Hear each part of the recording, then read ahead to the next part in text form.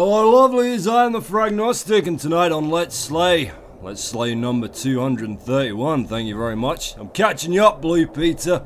Only 4,500 more to go. Nowhere to run, you son of a bitch. We're off to 18th century France. Yay. I can't... Wake up, lovelies. Don't underestimate French horror. You ever seen Inside?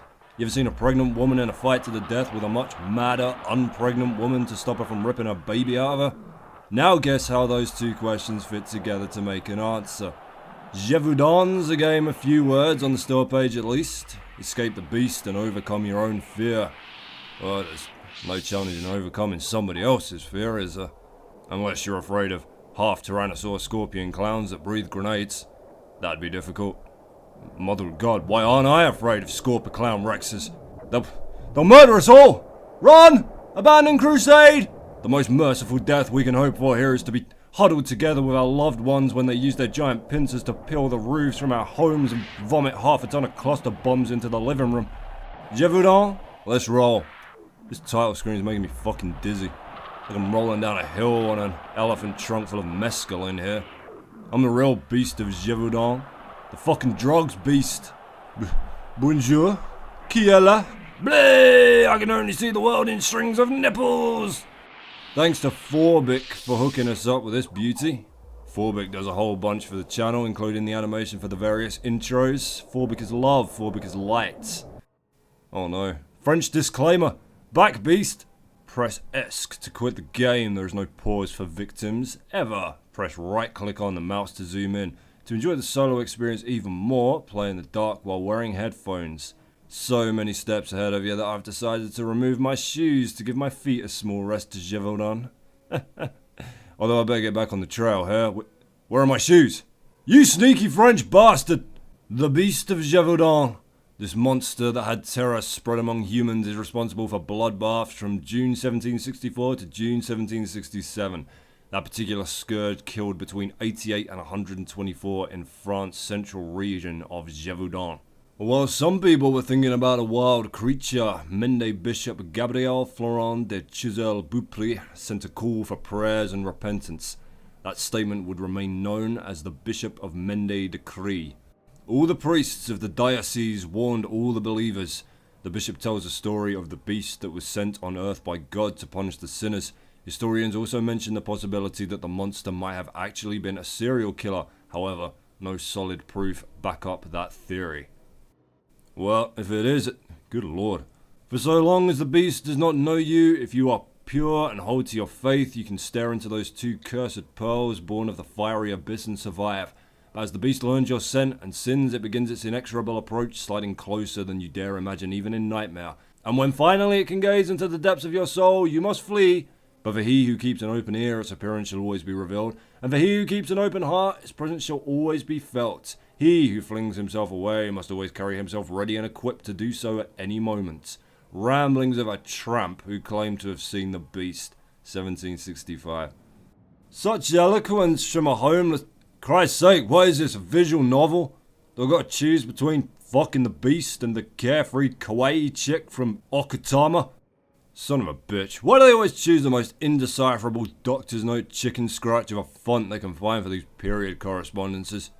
My dear Ferdinand, you have accomplished your task in the forest most excellently. For that I thank you, and as a small token of my regard, I have left you a key along with indications concerning your sleeping arrangements at milestone 57. Endeavour to follow the lit milestones and you shall not be led astray. I trust this missive finds you well. Your devoted patron, Charles.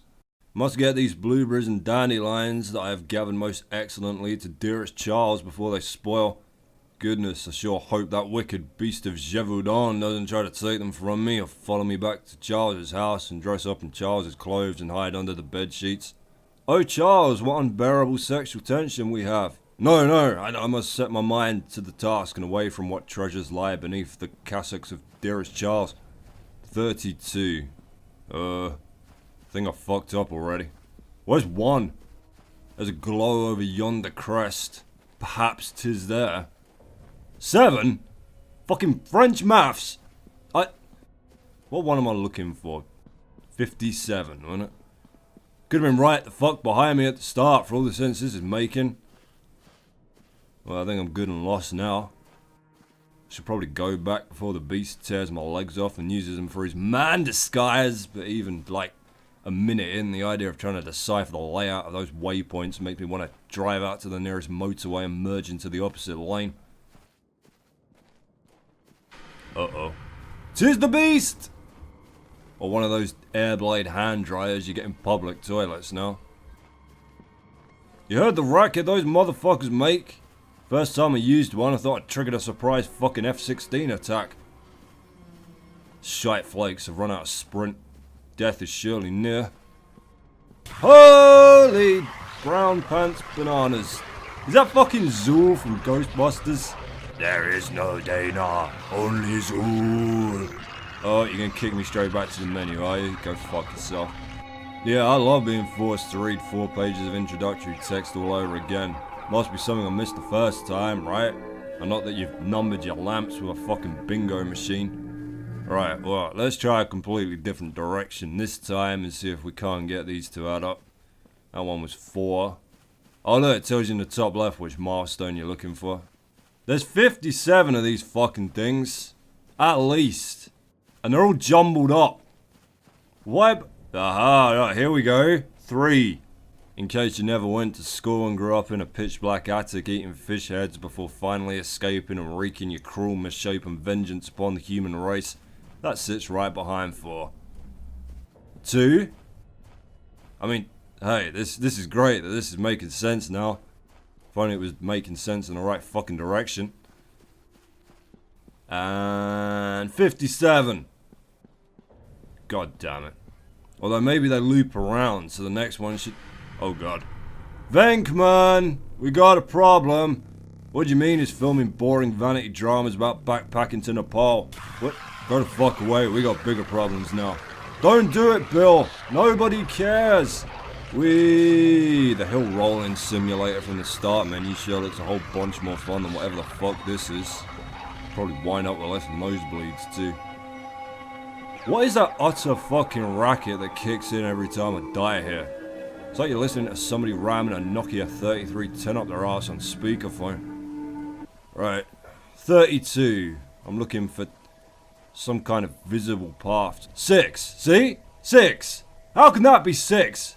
We just found 1, 2, 3 and 4 in the complete opposite direction 100 meters away. And 32 was in between them, so...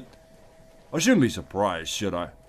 I recognize the developer's name from somewhere, so I checked it out, and guess what else he made? Terra Lab and Alpages, the 5 books.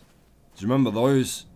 I sure don't. Slam my head repeatedly in the front door to my house straight after playing them to make them go away. Now every time somebody rings the doorbell I freak out and throw a chair at it, but I think it was worth the trade-off. Fucking hell. At least 57 milestones on this map. How have I run this long without seeing another one? Oh, is that? Yes, here we go. We gotta skip half the... Shit. Come on. 1? I've been running the complete opposite fucking direction to 1. What? Did you number a bunch of them twice?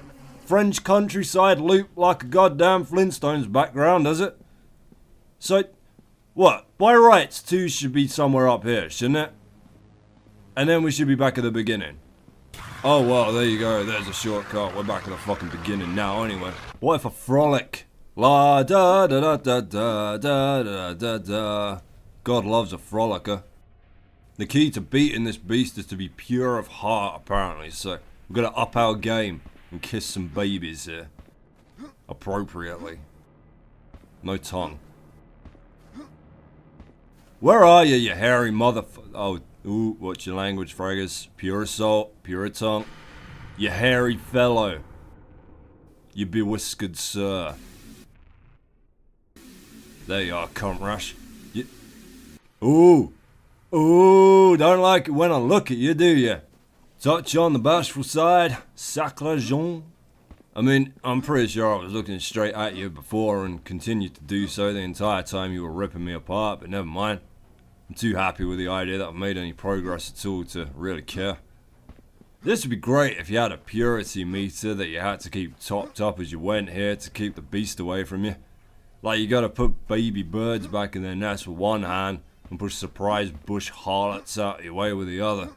But the buttons keep swapping over, so if you don't concentrate, you'll punch the baby bird and accidentally jam your hand up the night lady's impurity crevice. Right. Where's Wally? There he is. Now find his fucking shoelace and one of his pubes in a crowd of like 2,000 people. God, those books were great, weren't they?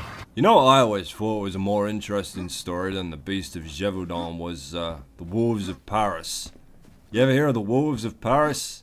Completely true. 1450, winter. France is just easing out of the 100 Years' War and the entire country is on the brink of poverty.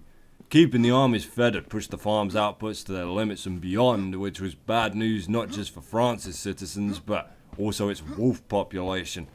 With all the livestock gone, any of the wolves that were starving in the woods had to find a new prey source to survive upon, and quite happily took to eating farmers and peasants from the outlying villages instead. Now once they became too wary and too much trouble to hunt, the wolves turned their attention to a bigger can of spam, Paris. Now it might seem unthinkable that Paris could be so easily invaded by a pack of feral wood dogs, but the key to their success was that the government had refused to repair the ruined walls that surrounded the cities, so they found that they could just stroll the fuck in whenever they liked, eat a few people, and cruise on out again. They managed to do this to more than 40 people before the city banded together and had the mother of all showdowns with them outside the Notre Dame Cathedral, trapping the pack and spearing and stoning them to death. But what really drove the citizens into a panic was the distinctive appearance of the pack's alpha. His fur was red. Red like the devil. Red like your children's insides. He was probably a migrating Iberian wolf by that description alone.